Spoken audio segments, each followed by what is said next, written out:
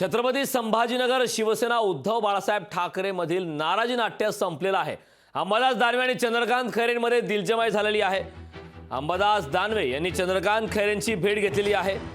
अंबादास दानवे यांनी चंद्रकांत खैरेंची भेट घेतली आहे। दोघांकडून एकमेकांना पेढा भरवत वाद संपल्याचे संकेत देण्यात आलेले आहेत। आगामी काळातल्या लोकसभा निवडणुकीसाठी आता उद्धव बाळासाहेब ठाकरे पक्षासाठी हे चांगले संकेत आहेत।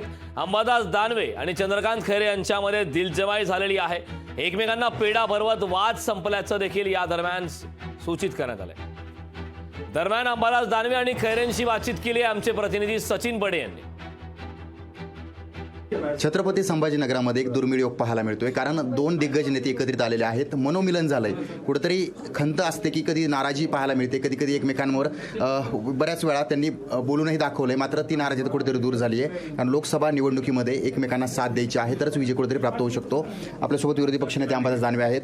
दादा, काय सांगाल, आज तुम्ही सोबत आलेला आहात, एक दुर्मिळ योग म्हणावा गेलेला। सोबत आलेले आहात ही काही बातमी नाही, आणि दुर्मिळ हे पण काही बातमी नाही, कारण आम्ही सोबतच असतो। आणि दुर्मिळ काय आमचं रोज आहे, संघटनेच्या कामाने एकत्र यावंच लागतं दररोज, त्याला काय फरक पडतो। त्यामुळे दुर्मिळ पण नाही आणि काही वेगळं असं झालं असं मला तरी नाही वाटत। हे खैरे साहेब शिवसेनेचे नेते, ज्येष्ठ नेते, नुसते नेते नाही तर ज्येष्ठ नेते आहेत। संभाजीनगरची शिवसेना, गावागावातले आमच्यासारखे शिवसैनिक हे आम्ही सगळे त्यांच्या समोर, त्यांच्या अंडर आम्ही काम केलेले लोक आहोत। जसे ते आमचे पालक आहेत, आम्हालाही त्यांच्याशी भांडायचा अधिकार आहे, चर्चा करायचा अधिकार आहे। तो नाही असं ते सुद्धा नाही करू शकत, बिलकुल नाही करू शकत। आम्ही तसं होत असतं, तसं झालं म्हणजे काय फरक पडतो त्याने? तसं झालं म्हणजे आमच्यात भांडणं झाले, वाद झाले, असं थोडी असतं काय? ठीक आहे, असं होत असतं, केलं पाहिजे शिवसैनिकांनी, असं काय नाही केलं पाहिजे, जिवंतपणा पाहिजे संघटनेत। खैरे साहेब, काय सांगाल, आज तुमचे शिष्य, तुम्ही म्हणतात माझे लाडके शिष्य, तुम्हाला भेटायला आले, पेढा भरवला, तोंड गोड केलं, गोडवा निर्माण झाला? पेढा इतका गोड होता, इतका छान होता की आम्ही सगळेच एकदम एकत्रपणे ते पेढ्याचा आनंद व्यक्त केला।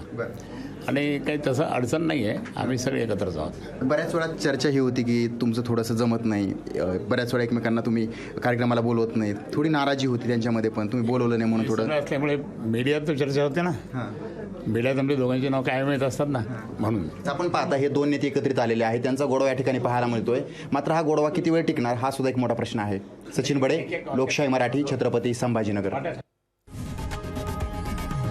लोकशाही मराठी, ऐका, पहा, जागरूक रहा।